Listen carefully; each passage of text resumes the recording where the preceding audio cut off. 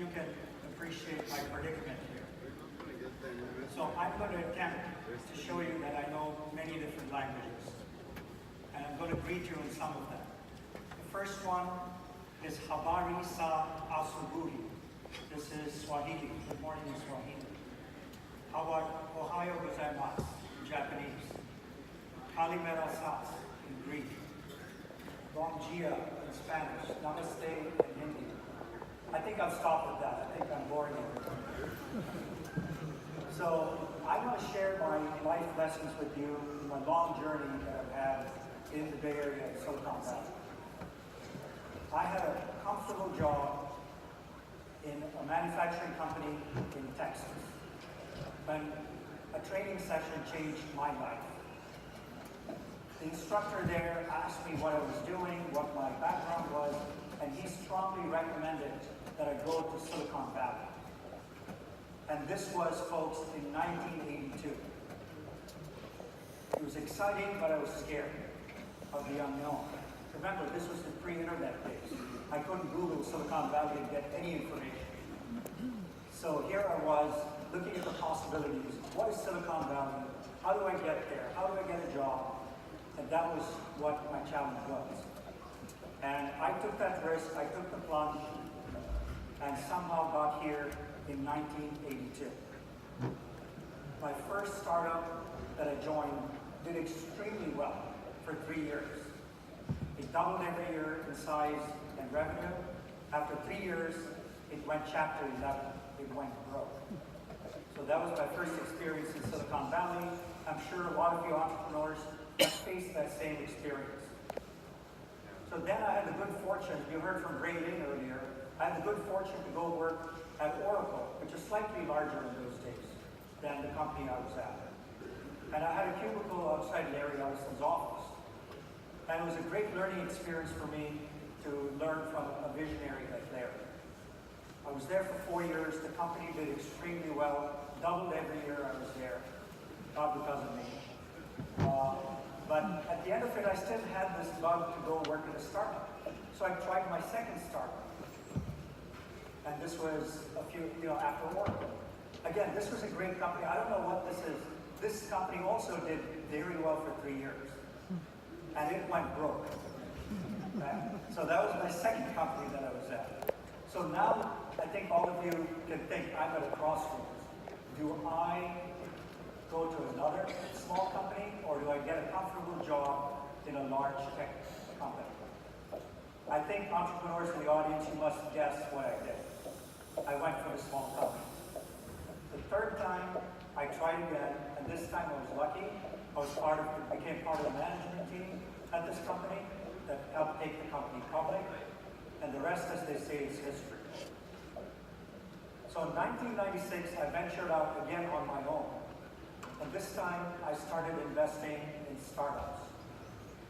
Little did I realize I was taking another risk this time because I was a pioneer in a movement called the Angel Investing Movement in 1996. There were not too many people who invested in startups with their personal capital.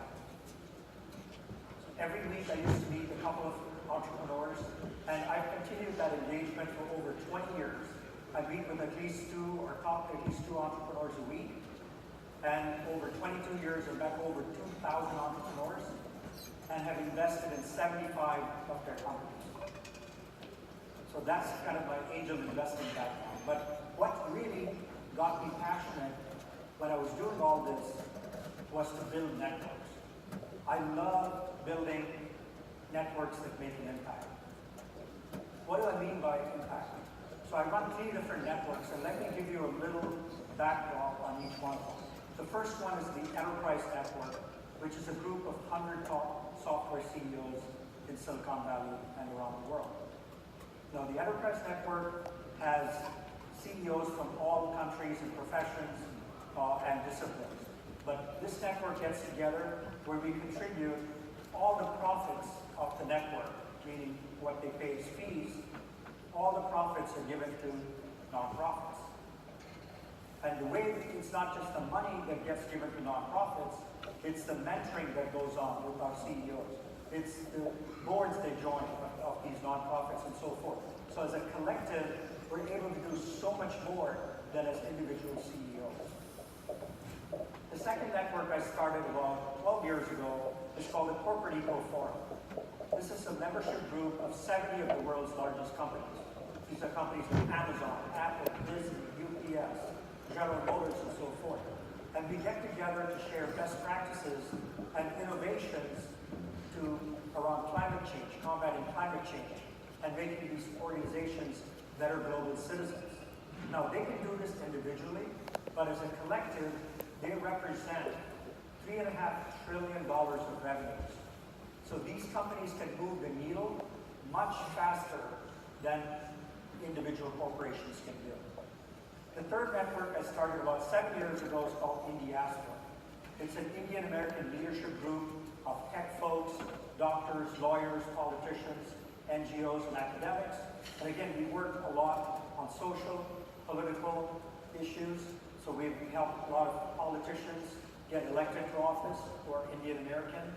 We also were behind getting the community a postage stamp, the Diwali stamp.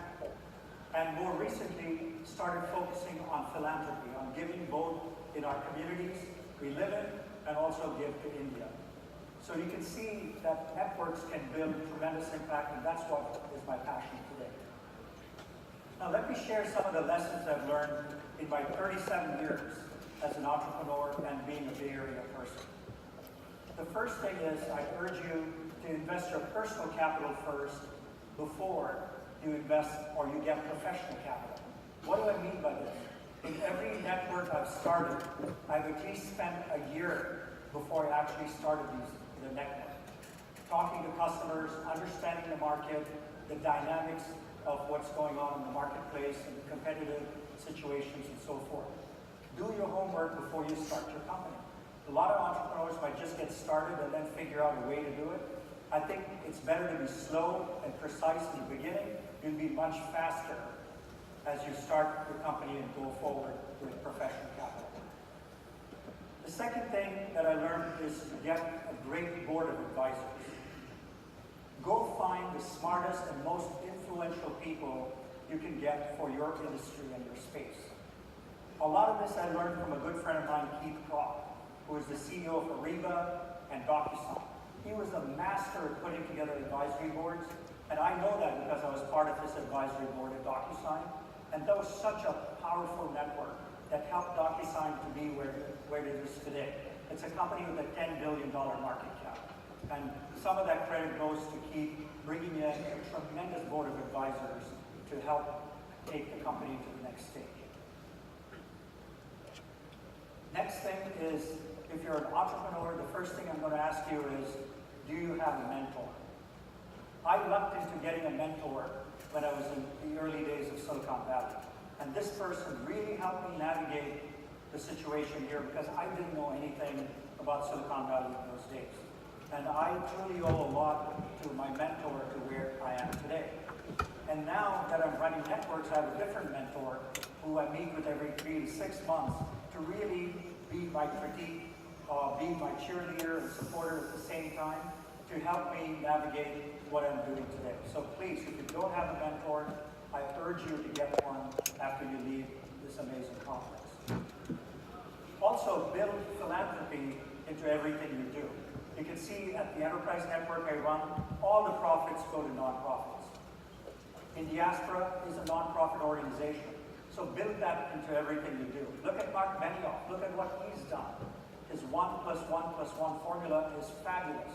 1% of the Salesforce stock, 1% of its profits, and 1% of the employees' time go to working on great causes. So I would look at that as well. And finally, play the long game. Everything, ladies and gentlemen, takes time. Facebook didn't get here in 2 years. Salesforce didn't get here in 2 or 3 years. Every successful organization has to be around for a long time. I made a personal commitment to any network I start, I give it at least 10 years to see the impact. So I urge you to play the long game, and I wish you much success in your entrepreneurial journey. Thank you so much.